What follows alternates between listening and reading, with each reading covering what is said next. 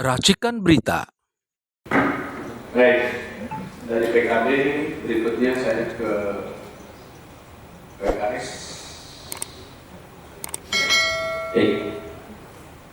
Ya, silakan dari PKS ya. Pak Rahmat. Terima kasih pimpinan. Assalamualaikum warahmatullahi wabarakatuh. Yang sama-sama kita hormati pimpinan, kemudian seluruh unsur TNI dari Kementerian maupun kami dan bangsa yang hadir, kemudian seluruh perwakilan masyarakat yang hari ini. Pertama, kehadiran kita pada hari ini menunjukkan bahwa begitu banyaknya sentral masalah pertanahan di negeri ini. Dan ini sebenarnya tamparan bagi terutama Kementerian ATR BPN yang secara gamblang dibuka dalam ruangan ini, bahwa termasuk juga pernyataan Pak Menteri bahwa mafia salah satunya itu mafia tanah itu ada di ATR BPN. Oleh karena itu, sesuai dengan filosofis Undang-Undang Dasar Negara kita pasal 33 bahwa bumi, air, dan semua kekayaan yang ada di dalamnya seharusnya dikuasai oleh negara dan dimanfaatkan semakmur-makmurnya oleh rakyat, bukan oleh kelompok kepentingan oligarki, kemudian bukan sekelompok kepentingan tertentu. Oleh karena itu, dalam hal ini tadi kita sudah mendengarkan pimpinan. Ada satu orang yang menguasai 900 hektar lahan, muncul di situ OD dan juga sertifikat, sehingga masyarakat tidak bisa mendapatkan sertifikat dari sini. Dan modus ini digunakan untuk memeras, kemudian mengancam, kemudian mengintimidasi masyarakat. Kalau nggak dijual kepada pihak tertentu, bahkan itu diancam digusur. Ini kan bahaya. Oleh karena itu, ini tentu BPN harus menjawab ini, Pak. Kenapa ini bisa terjadi? 9 juta meter persegi atau 900 hektar muncul kepada satu nama dari Al-Ghazali disebut tiga nama ya. Nah itu kan di luar nalar gitu ya, di luar kewajaran. Jadi ini menjadi biang untuk munculnya masalah baru, terutama di FIK. Nah kemudian yang berikutnya, tadi kita sudah mendengarkan banyak nama besar, banyak tokoh besar, dan banyak instansi besar. Dan ini kan di luar wewenangnya Komisi 2 pimpinan. Kita Komisi 2 itu hanya bisa membahas terkait dengan masalah BPN atau BPN pertanahan. Di luar itu masalah pentingnya PSN, kemudian ada pihak tertentu yang melakukan penzoliman. Ini kan banyak sektor yang harus dilibatkan. Pengamanannya misalnya ada Polri, TNI dari Komisi 3, kemudian kelautan dari Komisi 5, 4 gitu ya.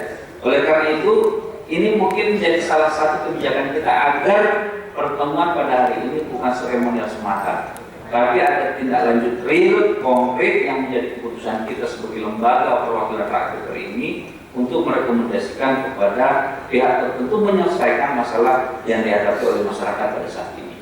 Oleh karena itu, pimpinan saya menyarankan Pak Batra, Pak Dr. Dede, ini kalau bisa di salah satu rekomendasi kita ini, bagaimana tadi salah satu terakhir yang sampaikan tadi merekomendasikan tindak lanjut ini ke pansus kan. Ini kan tidak putus di kita, harus diajukan kepada pimpinan DPR agar ini menjadi konsep kita untuk diajukan.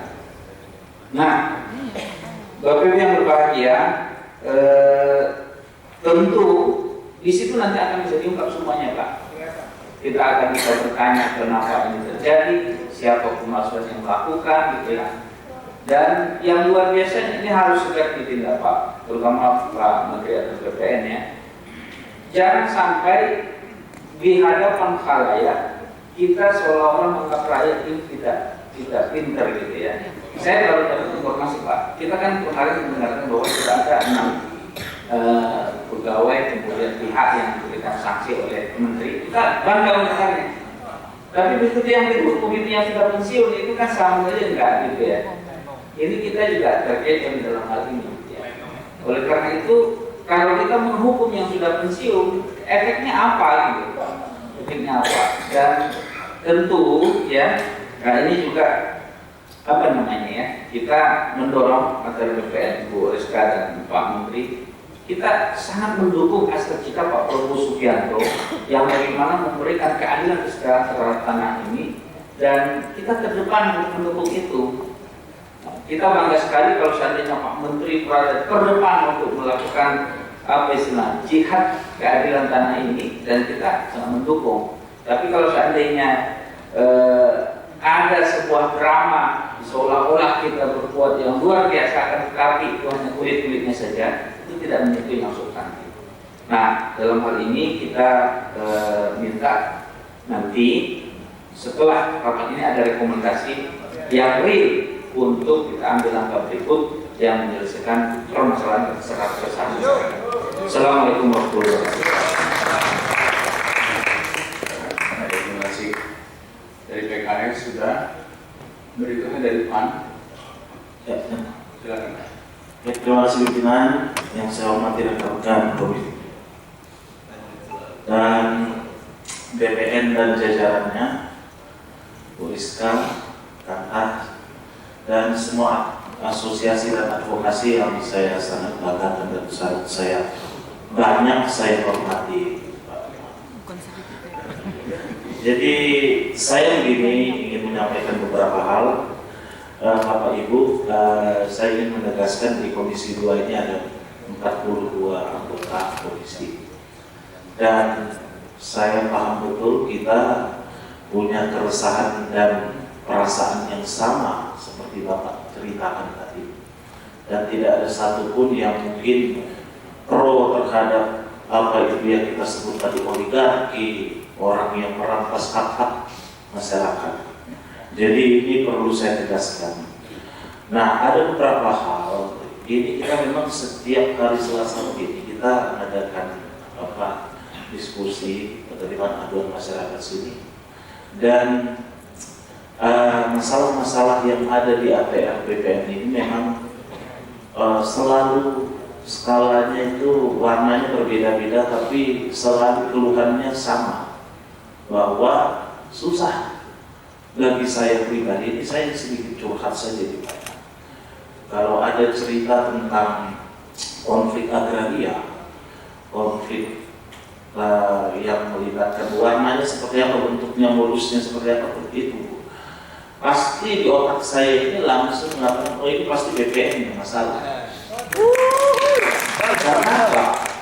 Karena gini, saya tidak mau mengarah cerita, karena skala masalah-masalah seperti ini, konflik agraria itu nasional. 42 anggota DPR di sini, semua dapilnya ada masalah, itu udah pasti.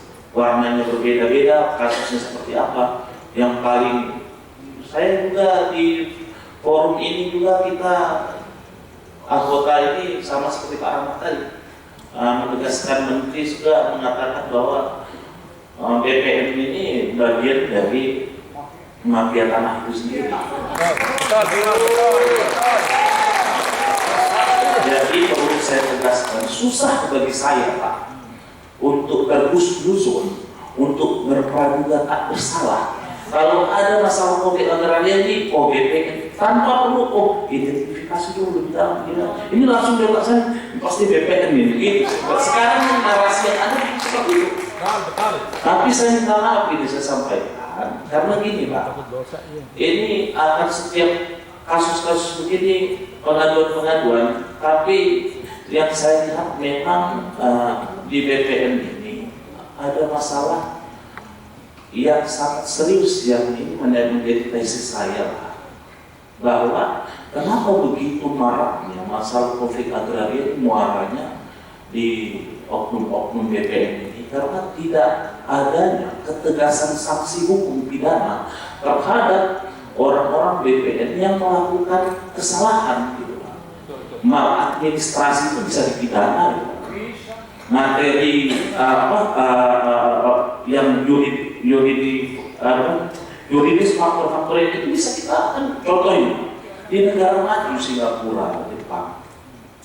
Ini kalau ada lembaga negara menetapkan sebuah sebidang tanah milik si A, ketika dia digugat, misalnya digugat oleh orang lain dan dia kalah di pengadilan, negara wajib mengganti rugi terhadap si A. Karena apa? Prinsipnya bahwa sama seperti PTSL itu. Apa sih prinsipnya? Negara hadir memberikan perlindungan hak dan kepastian hukum terhadap kepemilikan tanah itu. Yang lucunya tadi seperti Bapak sampaikan tadi, bahwa kalau ada orang berperkara ini, ada satu bidang tanah dimiliki oleh si A dan si B. Ada dua, satu bidang tanah, ada dua pemilikan. Yang disuruh berperkara pengadilan, dua-duanya harusnya. Ini yang harus dituntut, ini prosedur Pak, ini logika saja, ini logika berpikir. Sebelum ini ditetapkan, satu bidang tanah ini punya si A. Ketika ada si B mengusulkan, harusnya mengusulkan, oh tanah saya.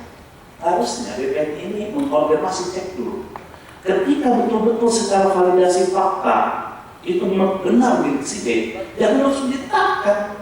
Konfirmasi dulu si A ini, oh ternyata ini milik si A, si B. Kalau bisa dikeberatan si A tadi, dia tuntut di pengadilan, lawan dulu ini BPN dengan si A ini. Bagaimana putusan di pengadilan? Ketika terbukti si A ini batalkan, Pak Bupatinya baru ditetapkan si B. Nah, ini kan lucu gitu nih Pak. Suatu bidang bisa si A, si B, si C yang milik satu bidang. Ini sudah ada maladministrasi dan ini terjadi masif seperti yang tadi. Kita ada minta pembatalan tapi disuruh di pengadilan, kan repot ini Pak. Tadi rekan saya di belakang ngurus di pengadilan ini, ngurus sebidang tanah bisa hilang 2, 3, 4 bidang tanah. Kan itu gawat ini. Jadi, tapi harapannya mudah-mudahan ini tadi teman saya, rekan saya tadi Pak Giri juga sampaikan, BPN ini kembali ke jalan yang benar, supaya marwahnya dibangkitkan kembali. Saya terus terang Pak pribadi, saya ini tidak lahir dari keluarga yang punya privilege, dari keluarga yang sederhana. Jadikan teman-teman, saudara-saudara kita ini, saya sadar, apalagi saya dapil IKM dari Kalimantan Timur. Itu kebebasan bahasa luar biasa masalah. Ada yang lucu lagi, dia sengketa dan keberatan mengajukan di pengadilan negeri. Sudah dimenangkan masyarakat ini. BPN akan naik lagi di pengadilan tinggi. Padahal sudah dimenangkan. Ya, saya tidak mau lepas mana salah sama benar, cuma yang saya pahami sekarang ini di masyarakat, ketika ada konflik agraria, poin saya bagaimana BPN ini punya komitmen yang kuat ke depan. Karena saya lihat pemerintahan Prabowo itu memang sama seperti Pak Haji saya sampaikan.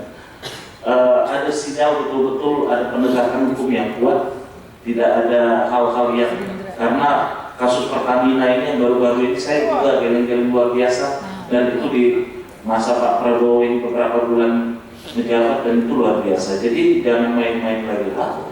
BPN ini mudah-mudahan di bawah Pak Nusron. Saya juga baru tahu tuh dari sama perasaan saya ke Pak Ahmad tadi. Kita senang jadi dipecah nih. Ternyata udah mau pensiun Pak ya. Udah pensiun. Jadi wah narasinya di berita enak. Bangga saya. Tahu sudah pensiun. Saya senang momen seperti ini. Saya melihat masalah itu dengan resolusi yang sangat tinggi dan tajam. Keluhan-keluhan bapak-bapak ini menjadi masukan sekali.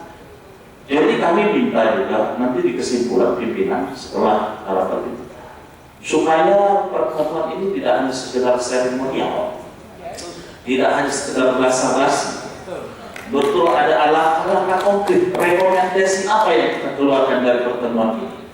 Jadi fungsi pengawasan kita betul-betul dinilai ini ditonton oleh seluruh Indonesia ini, terbuka sidang kita ini. Jadi betul-betul, dan ini penting supaya saya yakin di BPN ini tidak semua yang oknum-oknum, walaupun kebanyakan. Ini mempertegas supaya yang baik betul-betul baik. Ya. Saya tadi di rapat ini Pak, ini saya lihat Bapak, jadi kan BPN ini sebagai frontliner, orang berhadapan langsung dengan masyarakat. Saya tahu seperti petugas maskapai bandara yang delay 2 jam, 3 jam dimarah-marahin. Padahal nggak tahu apa ini kedaulatan, misalnya contoh seperti itu dari saya rasa. Tapi Pak, mau gimana pun memang risiko Bapak yang menjadi muara. Karena tidak mungkin kalau ada, memang kalau di negara maju yang ada birokrasinya bagus, ya kalau ini melanggar hukum, ini merekayasa, memanipulasi, mundur. Kalau kita ini nggak jauh seperti itu Pak. nggak bisa. Makanya saya mendorong bahwa bagaimana kita punya misi Indonesia Emas 2045 kalau tidak melakukan reformasi birokrasi yang radikal, yang serius, yang agresif, tidak hanya basa-basi. Jadi saya yakin ini Pak, nanti Selasa nanti setiap kapan itu kalau undang-undang ini lagi banyak keluhan begini. Jangan bosan-bosan Pak Bapak Ibu BPN ini keluhannya seperti itu.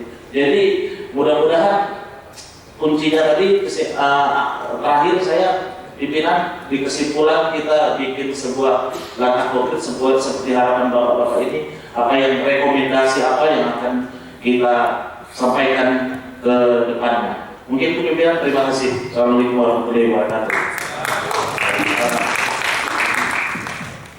Terima kasih Bang Edi. Bang Edi ini punya pengalaman kebun kelapa sawitnya tergusur.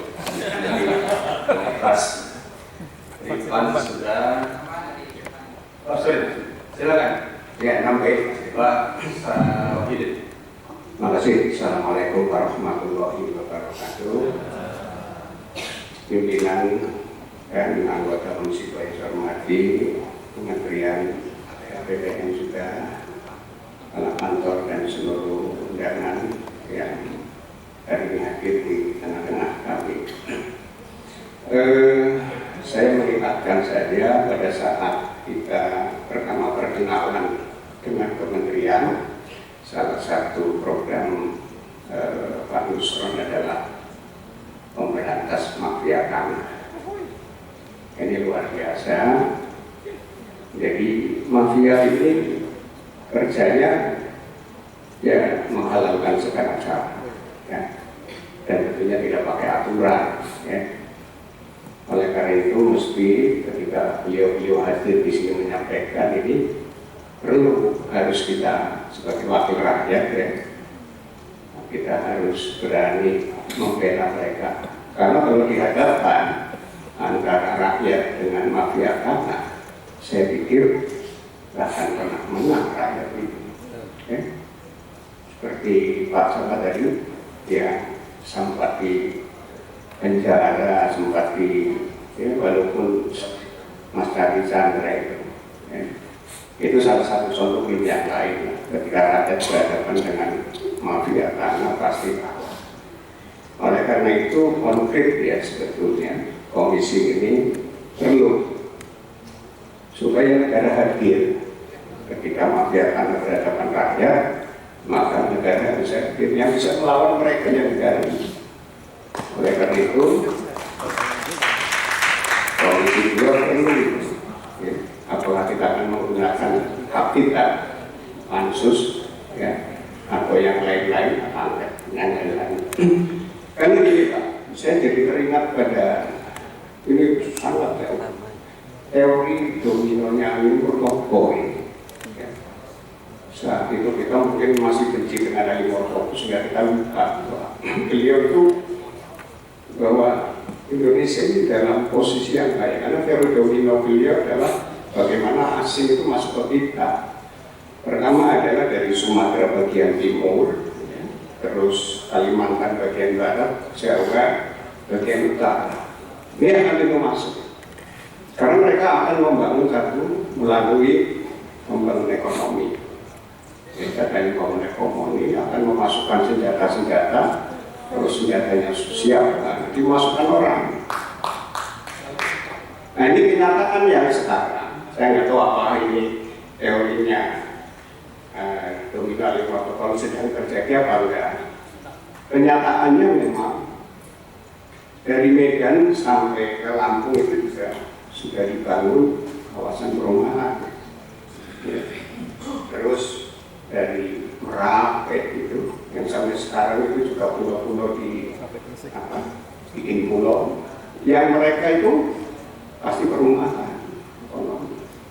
Nah perumahan ini hebatnya lagi nggak pernah bangkrut dan mesti habis terjual. Perumahan ini habis terjual semua.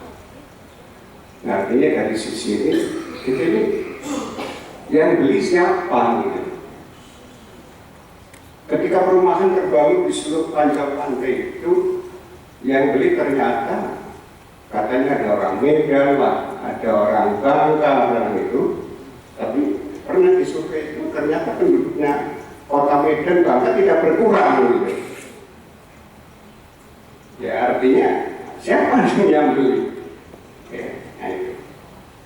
Oleh karena itu ini penting sekali Bapak.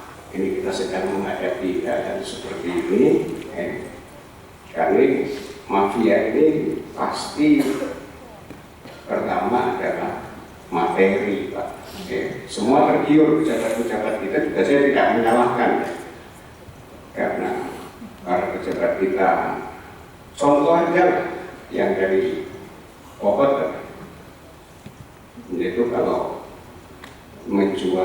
membelinya 50.000 per meter terus dijualnya 1.500.000 ya siapa yang tidak berburu?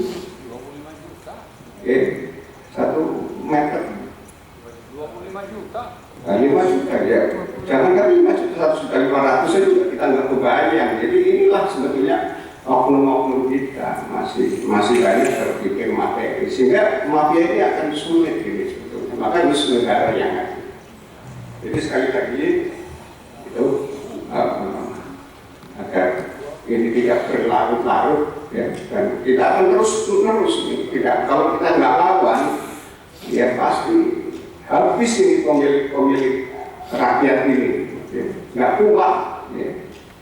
Karena siapapun akan berada pada di balik itu ya. Saya pikir itu ya catatan kita ya, terima kasih kalau Bapak Ibu sudah menyuarakan hal yang luar biasa depan kami. Percayalah bahwa kami ini masih sebutannya masih wakil rakyat ya. Maka kita wajib berada di depan Bapak Ibu ya. Mudah-mudahan itu kita juga ada BPN juga yang nantinya tadi janjinya menteri kita ya, karena menteri kita juga sangat konsen. Awal 100 hari kerja adalah salah satu memberantas mafia. Mudah-mudahan harus didukung oleh semua sehingga ini bisa berhasil. Terima kasih. Mohon maaf sebelumnya. Nama saya Wahyudi Nurali bukan dari Banten juga. Saya dari Jawa Tengah. Saya dari fraksi PAN. Terima kasih. Assalamualaikum warahmatullahi wabarakatuh. Terima kasih Pak Idris. Pak Mardani berbicara mungkin sebagai tausiah terakhir. Harus.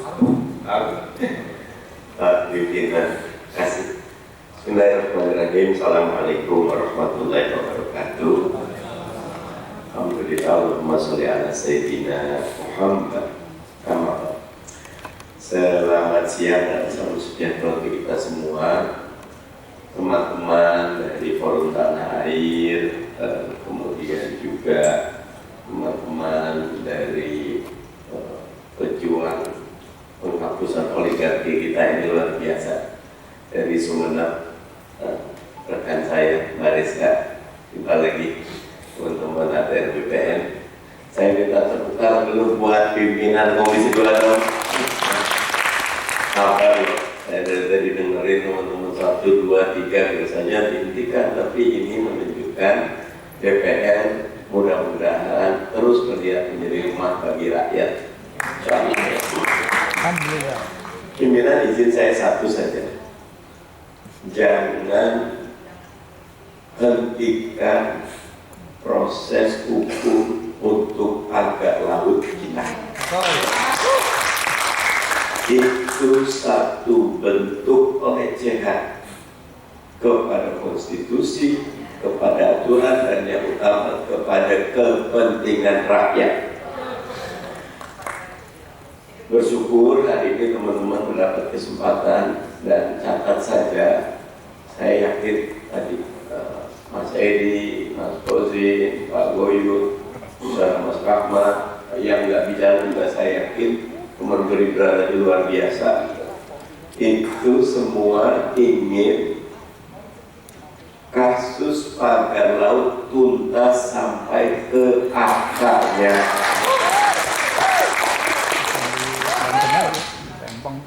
Sayang kalau cuma mengorbankan ikan teri atau ikan hiirnya tidak kita tangkap. Kenapa? Karena ini pelanggaran yang amat sangat kasat mata. Dan kami mengusulkan izin pimpinan, teman-teman jangan cuma ke Komisi 2, datangi teman-teman Komisi 3, karena di situ juga ada aspek penegakan hukum. Dan kami juga teman-teman di komisi-komisi yang lain. Dan jangan putus hubungan. Tadi Gus Fauzi bagus sekali. Walaupun saya setuju pimpinan, ada teman-teman BPN, saya berempati dulu. Di antara para pejuang pertanahan di BPN ada 1-2 apel yang busuk, yang itu yang harus kita perangi bersama. Tapi ketahuilah teman-teman ATR BPN ini bekerja mengikut aturan. Dan kalau aturannya memaksa teman-teman pada posisi yang tidak bisa menolak, maka menjadi pelanggaran. Itu saya setuju untuk teman-teman ATR BPN. Ini ada kawan saya Mbak duduknya di sini ya, Komisi 2 juga. Kasih masukan untuk revisi undang-undang pertanahan yang lebih berpihak kepada rakyat. Karena memang rakyatlah, dan ini sesuai dengan cita-cita, sesuai dengan Pak Prabowo. Pak Prabowo itu kalau ngomong rakyat. Dan sekarang saatnya DPR, pemerintah yang benar dan rakyat bersatu untuk membela rakyat. Terima kasih. Assalamualaikum warahmatullahi wabarakatuh. Terima kasih. Saya Nia Bidata, Madania Besar. Saya pikir apa yang sudah disampaikan kawan-kawan, ini semua semangatnya sama. Kita ingin rakyat mendapatkan keadilan. Proses yang dilewati, faktor yang sulit-sulit dari kawan-kawan semua mungkin harus kita perbaiki agar jangan sangat sulit, supaya tidak melawan tembok. Oleh karena itu kami Komisi 2 memang memberi ruang. Kami meminta seminggu sekali BPN bersama dengan tim kami itu mengevaluasi terus-terusan. Bahkan kalau bisa yang tadi yang masih terhambat kita cicil sedikit demi sedikit. Bahkan kami juga meminta kepada Menteri ATR untuk terus merespon semua hal-hal yang memang harus diselesaikan. Oke, tadi benar ya, kayaknya sosialisasi kurang. Saya sempat membaca ya, Pak Nusron membatalkan, ternyata kan sudah 200 lebih yang dibatalkan, jadi tetap berjalan ya. Ini gara-gara efisiensi anggaran, tim medsosnya nggak jalan ya. Nah ini saya hanya menyitir saja, ada 3 poin yang perlu kita kaji sama-sama. Satu, mengenai pembentukan perda, itu rasanya harus benar-benar ditinjau bersama oleh BPN. Tidak lagi BPN hanya bisa, oh itu yang lalu, itu bukan kami, enggak, karena perda adalah produk negara, produk daerah. Itu harus evaluasi secara baik-baik. Karena awal mulanya ini adalah ketika tata ruangnya di kotak-katik dalam konteks ya, tadi mungkin ada pesan-pesan khusus ya. Kedua juga kami melihat bahwa pentingnya masalah tanah apa tadi? Tanah musnah. Itu mungkin perlu ada PP khusus, ya. Perlu ada peraturan menteri, peraturan menteri khusus terkait itu. Karena ini sudut pandangnya beda-beda. Ya. Kemudian dari sisi peraturan, saya juga sepakat dengan kawan-kawan. Undang-Undang Pertanahan Nomor 5 Tahun 1960 ini sudah outdated dengan berbagai dinamisasi yang seperti sekarang ini. Perlu ada perumusan baru Undang-Undang Agraria Pertanahan. Tetapi kita minta pemerintah yang mengusulkan. Pemerintah harus mengusulkan kepada kita, karena kami di DPR ini proleglasnya ngantri cukup banyak. Tapi kalau pemerintah yang mengusulkan Undang-Undang Tata Kelola Pemerintahan, dan saya senang dengan teman tadi mengatakan yang berkeadilan terhadap baik, bukan berkeadilan terhadap investasi semata, tapi berkeadilan terhadap rakyat. Itu berbeda. Sebelum saya membacakan rekomendasi, silakan Pak Badra.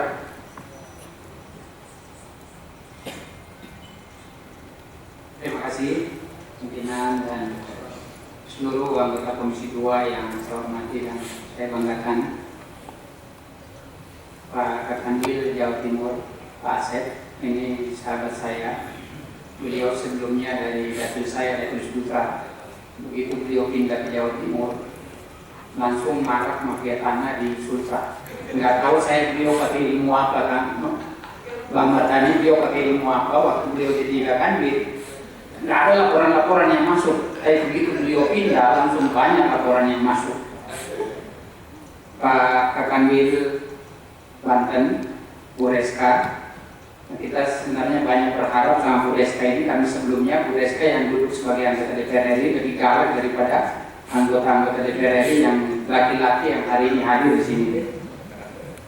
Hari ini belum mungkin, Kang Dede, kepada Forum Tanah Air beserta seluruh jajaran dan teman-teman yang hadir, tim advokasi, aliansi rakyat dan seluruh teman-teman semua yang hadir, kami merasa bangga tentunya di Komisi 2 karena hari ini kami banyak menerima aduan-aduan karena di Komisi 2 bukan hanya menyangkut yang masalah pertanahan, tapi kami lagi-lagi selalu mendahulukan yang penting-penting. Maka dari itu hari ini kami menerima semua teman-teman. Jadi sebenarnya kita tidak hanya meminta BPN untuk berbenah, tapi kami juga anggota DPR RI sedang berbenah, termasuk setiap hari Selasa kami mengagendakan rapatnya khusus untuk penerimaan aduan-aduan.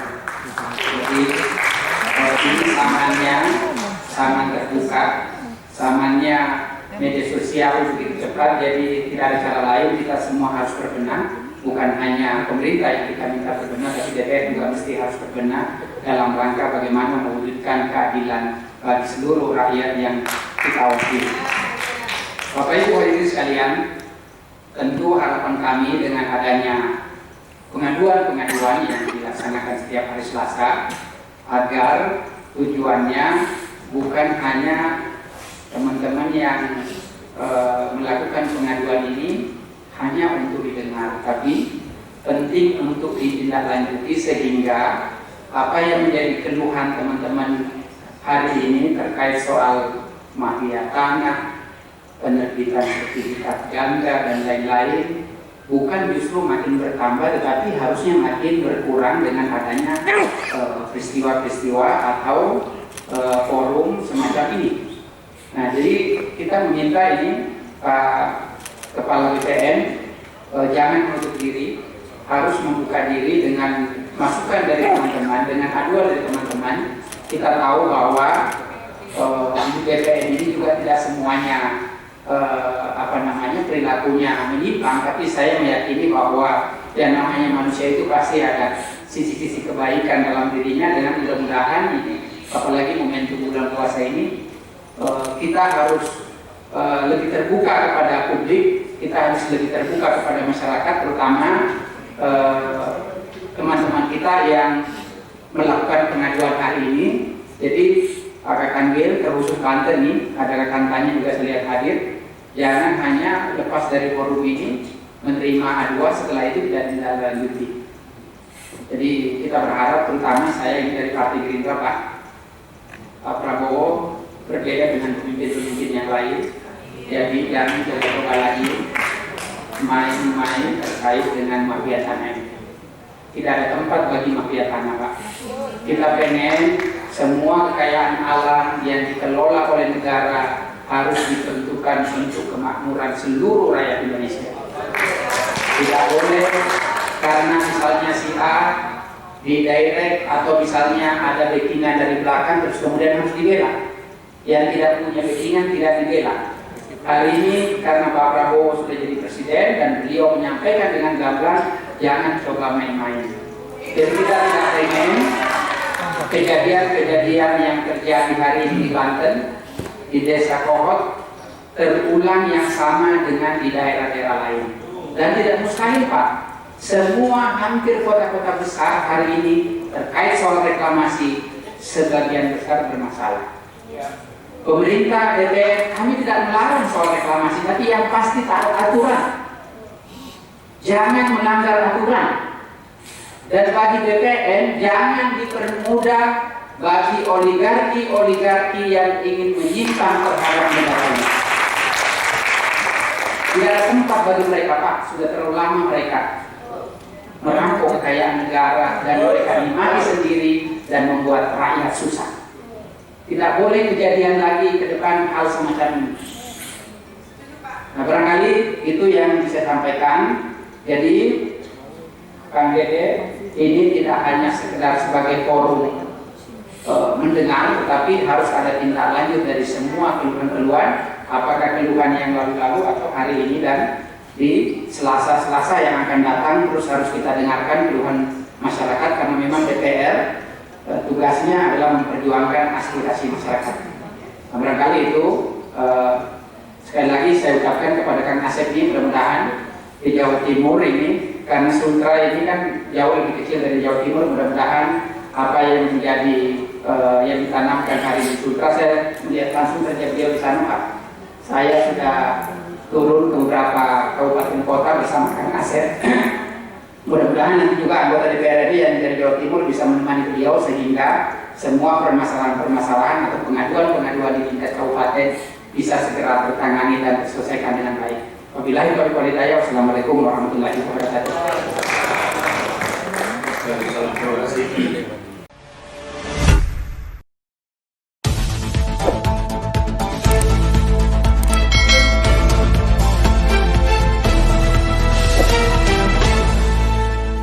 Racikan Berita